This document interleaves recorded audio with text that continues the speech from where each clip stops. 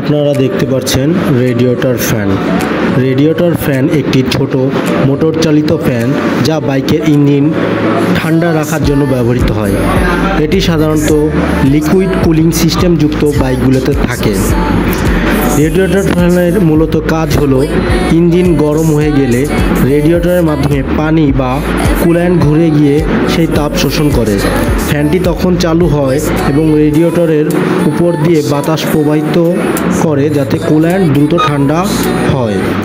এতে ইঞ্জিনের তাপমাত্রা নিয়ন্ত্রণ থাকে এবং ওভারহিটিং হয় না। রেডিয়েটর ফ্যান চালু হয় কবে? ইঞ্জিনের তাপমাত্রা একটি নির্দিষ্ট লেভেলে পৌঁছালে, সাধারণত 90 থেকে 100 ডিগ্রি সেলসিয়াসের আশেপাশে, ফ্যানটি স্বয়ংক্রিয়ভাবে চালু হয়।